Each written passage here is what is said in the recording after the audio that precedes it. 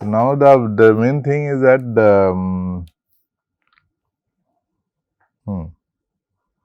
yeah. So suppose this is this proposition or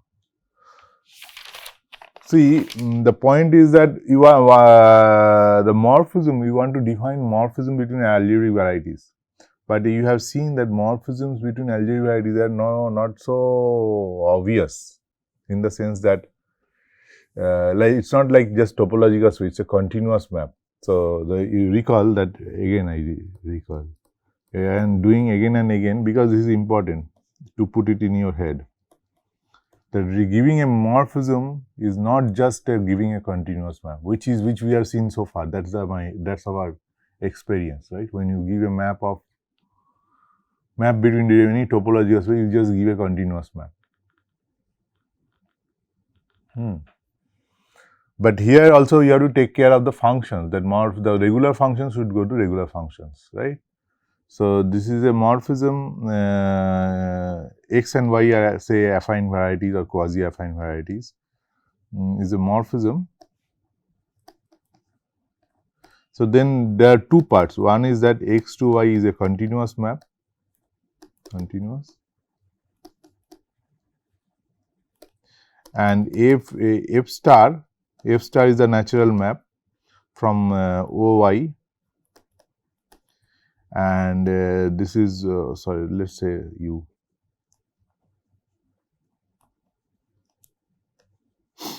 OU to OYU.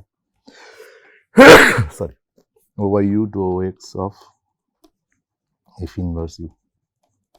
Now, since F is continuous, if you for all U open in Y, so you have this OX and OY. These are just sheaf of the structure sheaf. This forms a sheaf. So for every open set, you have this regular function K algebra. Now for every U, this map is this F star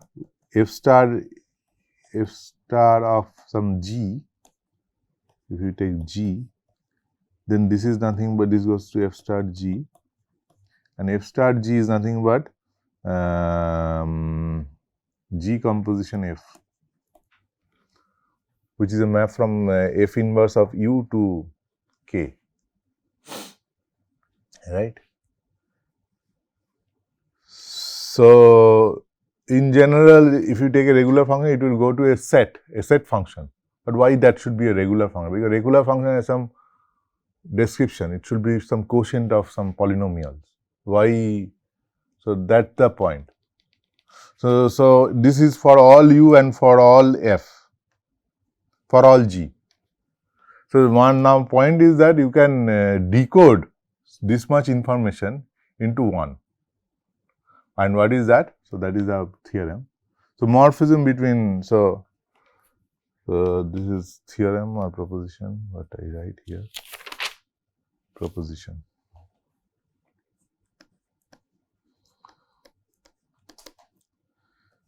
X is in affine variety, so X is the affine variety over K, and Y is, you can do it not just for affine, but for if the target is quasi-affine, then also it's fine.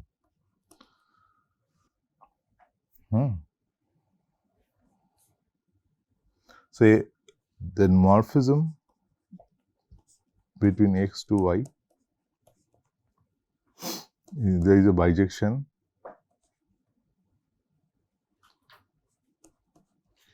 with morphism of K algebra, OY and OX. So OY and OX, they are K algebras, right? So now this is a K algebra. So everything is at the global level. You don't, for now you forget about U, right? Morphism between X and Y, it involves so many information. This 2 is not just a continuous map. So 1 and 2 are just, you can replace with if you give a K algebra map. So that's why this is very important result, right? So how do you prove? So this is a very important proposition.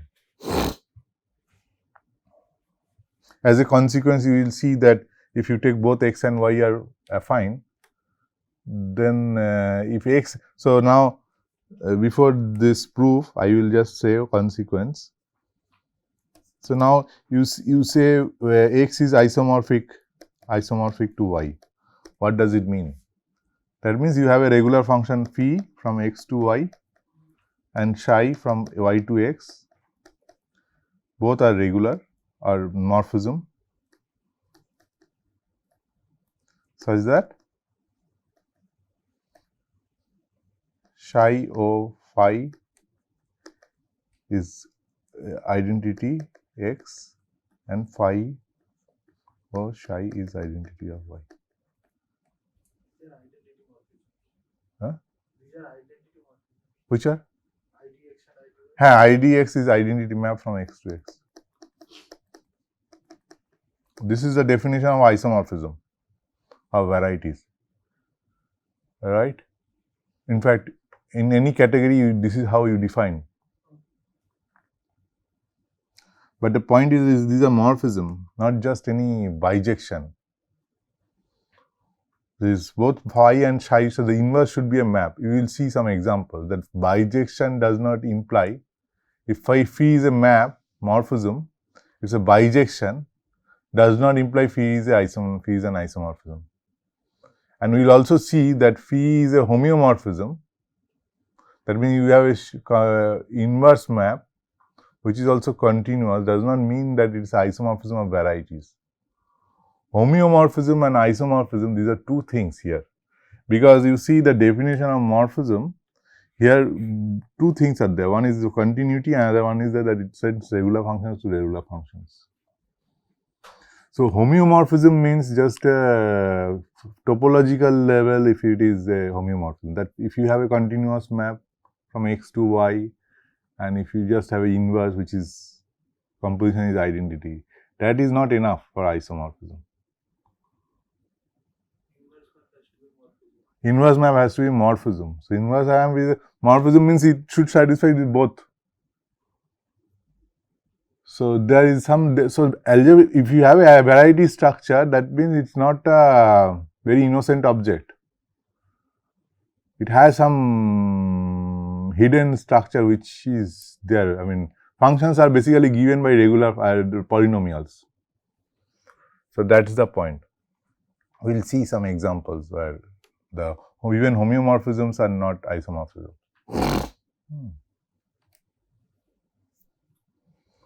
But in this case, when x and y are isomorphic, then phi o psi, if this is identity, that will, this is same as saying that phi o psi of, sorry, there is some phi and some, this is phi, I think. This is phi. So psi of, if it is, if you take identity, then this star. So this is nothing but phi upper star composition psi upper star. This you can check that if you take a composition of morphism, if you take the algebra, corresponding algebra map, then psi of phi upper star is nothing but phi o psi. Similarly, for this also, phi o psi upper star is psi upper star composition phi upper star. Contravariant. So this is a, so now the point is that if this is isomorphism, then that will say that phi upper star and psi upper, so this is a isomorphism of K algebra. Because after all, phi upper star is a K algebra map from Ky to Kx or Oy to Ox, and you are having a psi upper which is also K algebra map, the composition is identical. So this is a K, so isomorphism, so if it is isomorphism, then at the K algebra level also it is isomorphism. So it's it's like a equivalence of characters. So morphism between x and y is totally governed by morphism between K, the corresponding K algebras. So when x and y are affine. So this is isomorphic if and only if Oy, suppose this is affine.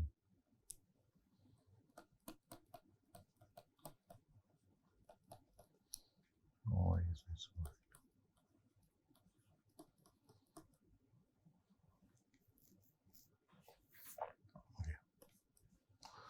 So let's try to prove this. So to prove this, there is another sub lemma or sub another, I will put it as a lemma.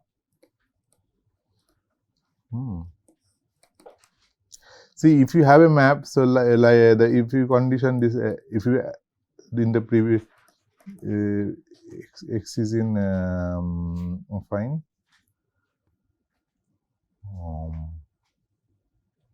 x is affine and y is quasi affine.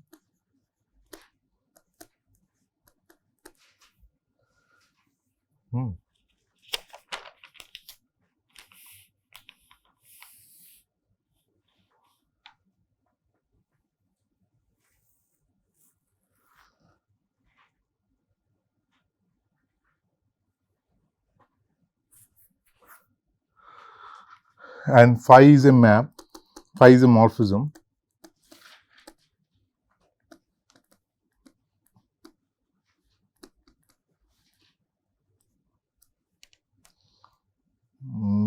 So this is if and only if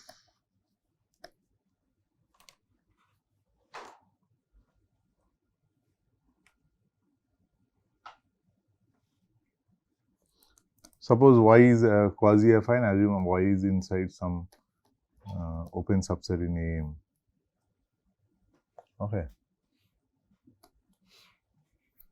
Then phi is a morphism if and only if phi i's are regular functions.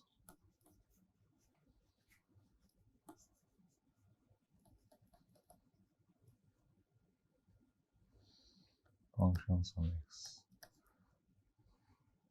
for all I. Where what is phi I? Where phi i's are nothing but phi. Sorry. So I have taken an embedding y. So I have this coordinate function which is xi composition phi. So xi is the projection map to A1. So these are the map that you take x1, x2, xm, you send it to xi. This projection maps, these are regular maps. That is easy to see. When you take this projection map, these are regular functions. So phi I are xi composition phi, and phi is given by, and one more thing, that phi of p is nothing but phi 1 of p, phi m of p. This is obvious. Because what is phi 1 of p? It is x1 of phi of p. So this is the first coordinate. Phi 2p is what? x2 of phi of p. So phi of p is nothing but phi 1p, phi 2p, phi mp, right? The way is defined. So this is obvious. But then now you see that statement. What is the statement? Statement says that a phi is a map from x to y. That means phi should satisfy these two conditions, 1 and 2. That phi is a continuous map from x to y, and phi should satisfy this shift condition, that every regular function go to regular function for every open subset. But that you are reducing it to only these phi i's. So if just phi i's are regular, so phi composition xi, this is just if you are reducing to this phi 1, phi 2, phi m, if they are regular, it is enough. You understand? One way should be clear, because if phi is regular, then it is a continuous map, it should extend regular function to regular function, right? So xi is a regular function, projection map, so phi I should be a regular function. So one side is obvious, if phi is a morphism. But the converse, that if you just check for this phi 1, phi 2, phi m, if they are regular, then you can construct your phi defining by this phi of p is phi 1 p phi 1. So, this map not only is continuous, this phi is also, it sends a regular function to regular function, and it's a morphism. Understand? So you already you are reducing to a very small number of cases, right? Phi 1 only this projection composition. If you need to check this. So, this is kind of for checking purpose, this is a very nice result. So, to check some map is morphism, you just have to check this phi 1, phi 2, phi n, whether they are regular functions or not. So, there are finitely many functions, and checking them regular function is, checking regular function is easy, right? For if you have a map from x to k. Checking a morphism is it involves more, right? So, proof.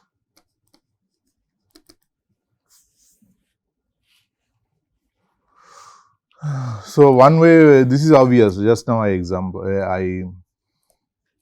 so that means if phi is a morphism, then phi I by definition follows from definition.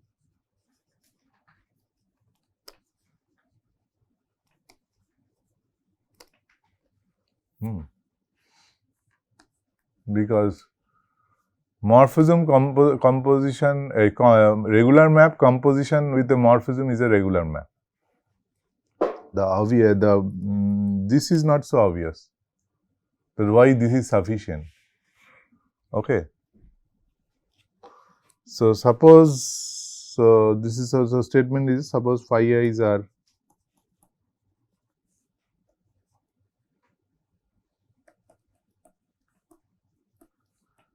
regular functions for all I equal to 1 to n.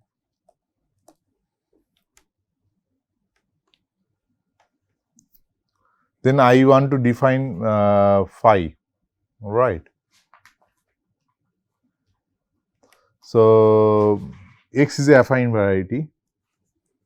So, Ax is given by some. So, what I have to prove?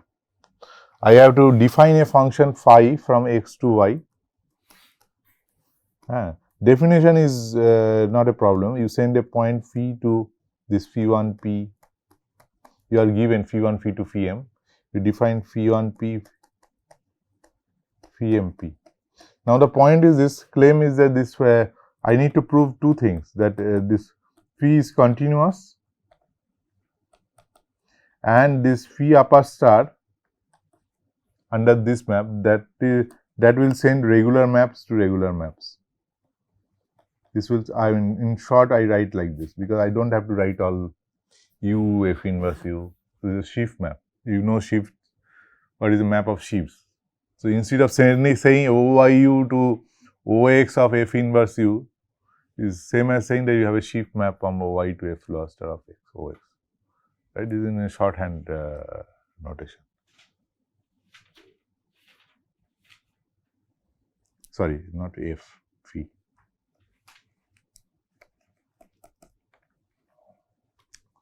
So, first, so to prove phi is continuous, what you need to do? So, first to prove 1, so you have to take a closed subset here,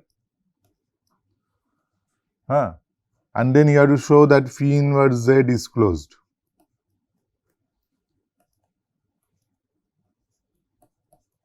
That's the only way to prove continuity. But point is that phi inverse, so suppose, so if it is z is closed, then z is given by some 0 set of say f1, f2, fr, right? Right? Z is given by some 0 set of f1, f2, fr intersect with y.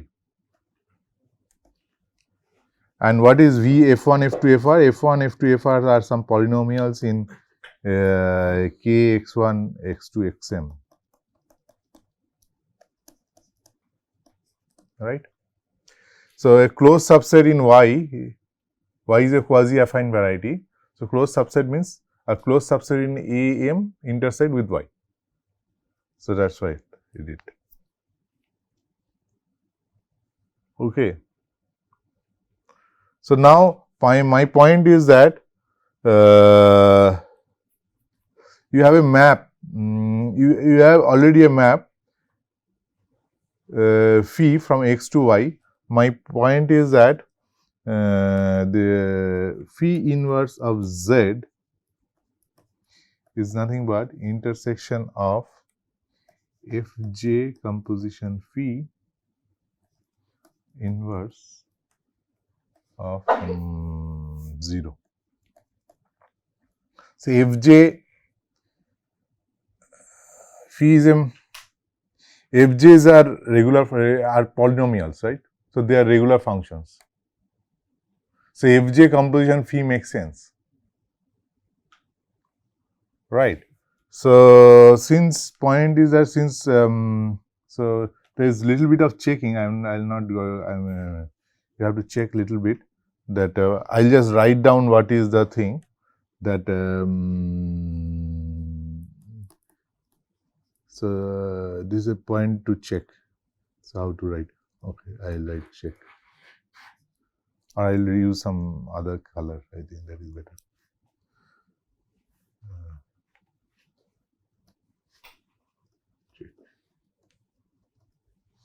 I'm not doing it here. So since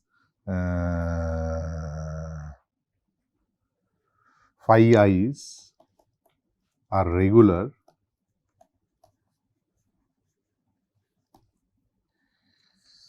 Fj composition phi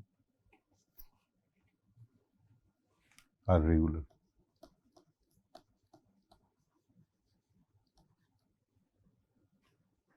So once you prove that this is regular, so this will imply this regular functions are continuous.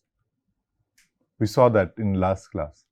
So Fj regular functions are continuous. So Fj composition phi are continuous. Now this is a finitely many. Sorry, j equal to 1 to r. Continuous function inverse image of a point is a closed subset. And now you are taking finitely many. So that's a closed subset.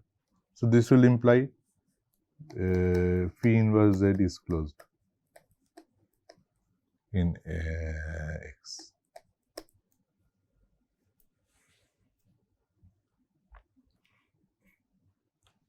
Okay. So now the second thing.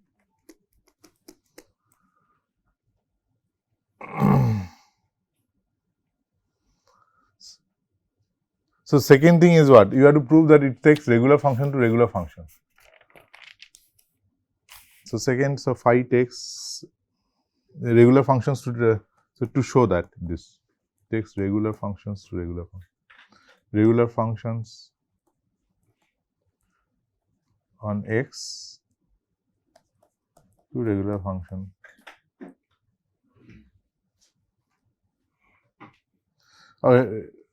Let's write not confuse with X and Y. Regular functions to regular functions. You understand what it means, right? Let's not bother about that. Where from where to where. I mean that's obvious.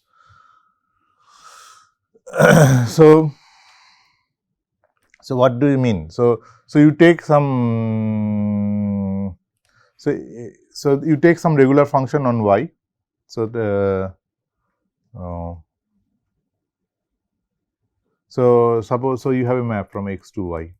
This is your phi, and you take some point P to Q, which takes P to point Q. This is your phi of P. So what? So now I take a regular function.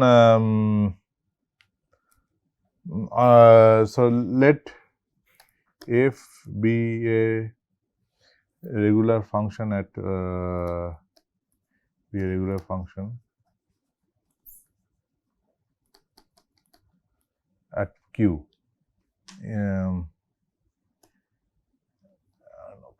or on an open subset. On an open subset containing Q. So Q is the image f of P. So what does it mean? So that means there is a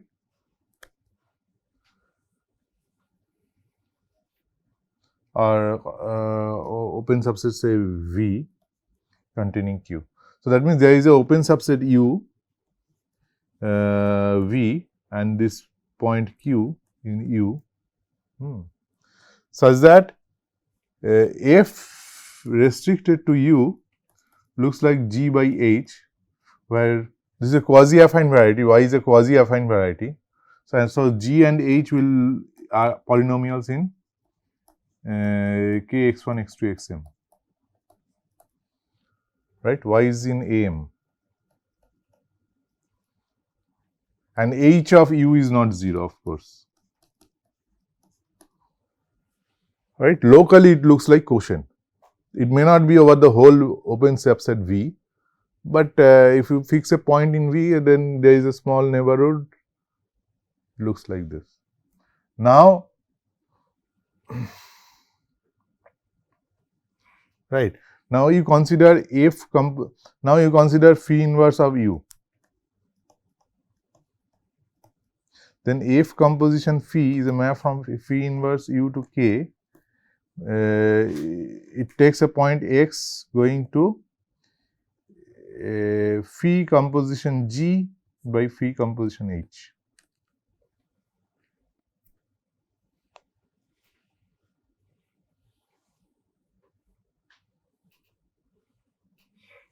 So now you know that H of U is not 0. So now I'll not don't have much time. So I'll just state what you just go and check. I mean, what I am writing, you need to check because you are seeing for the first time. Phi 1, now point is that phi 1. So again, I'll put a red. Little bit of checking is required, but these are just you have to convince yourself that phi 1, phi 2, phi m are regular implies G composition it's not phi composition, G composition phi starts from phi inverse U, so H composition phi. G composition phi, H composition phi are regular. And since H of U is not 0, H composition phi on phi inverse U is non-zero because H of U is non-zero. So this will say that, so this is regular, so they are quotient of regular functions. So this will say that this takes regular functions to regular function. Right. So this is a very useful lemma. We will see how you use this lemma to prove this proposition. Now we will come back to this proposition. Okay. So what does the lemma says that it is just enough to work with, check for these coordinate functions. Composite with the coordinate function. If you have a map x to y, y is a quasi-affine. You just take the composition with the projection map. If they are regular functions on x, that is enough. You don't need so many information. So it is. Now you use this lemma to prove this proposition. The morphism between x to y is same as morphism between key algebras between OY to OX. Okay. So let's now proof of the proposition. So here it stops the lemma. Proof of the proposition. So let's write what is this? So you have to prove x to y morphism. In one is scheme, one other is pre-scheme. So it's a map of one is a quasi-affine, another is a affine. So you have the quasi-affine So this is morphism of K algebra, or yeah, OY to OX.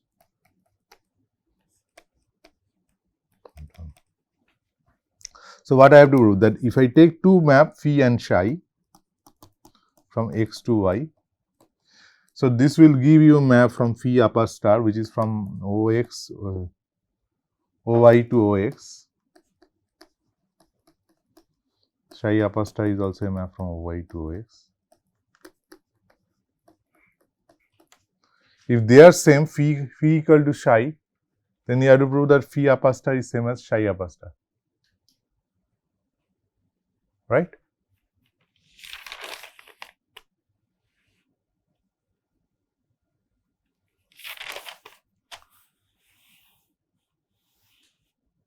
But phi is nothing but phi 1, phi 2, phi n. Y is in AM, say, and psi is same as psi 1, psi 2, psi m, right? By the previous lemma. So phi, if you have two map phi and psi such that phi upper star equal to psi upper star, so that will say that phi I equal to psi I, because phi I is a regular function, right? Phi I, so it will, so if phi I equal to psi I, that will say that phi equal to psi. Is it clear? If you take two regular map phi and psi, if phi upper star equal to psi upper star, so in particular phi I is equal to psi I because they are regular maps. So one way is obvious, right? So it's an injective map. If you have two map, if they go under, if the phi upper star equal to same as psi upper star, that is same as saying that phi equal to psi. So now the converse. So suppose, so this is obvious. Now the converse, that means if you have a map from OY to OX, K algebra map, this is important. That means it should come from a phi. So you have to construct a map from X to Y. So if you have a map, say OY to OX, a K algebra map. So suppose it is given by F. It's a K algebra map. I have to show that to show there exists a phi from X to Y such that phi upper star is nothing but F.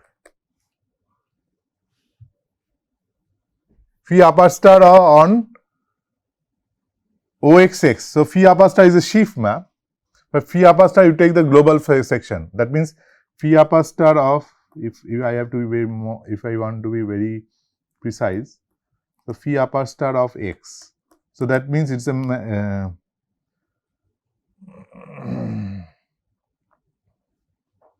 it's a phi upper star of Y, sorry. So OYY is nothing but O of Y, right, on the whole open set. So this will send, and a phi inverse of Y is X. So this is OX.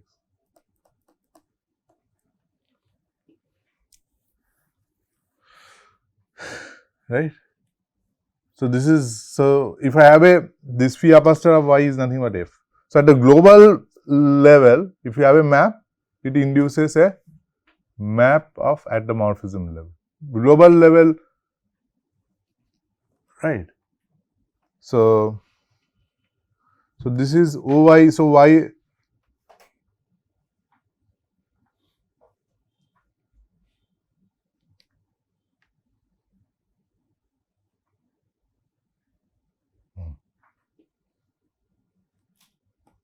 So the here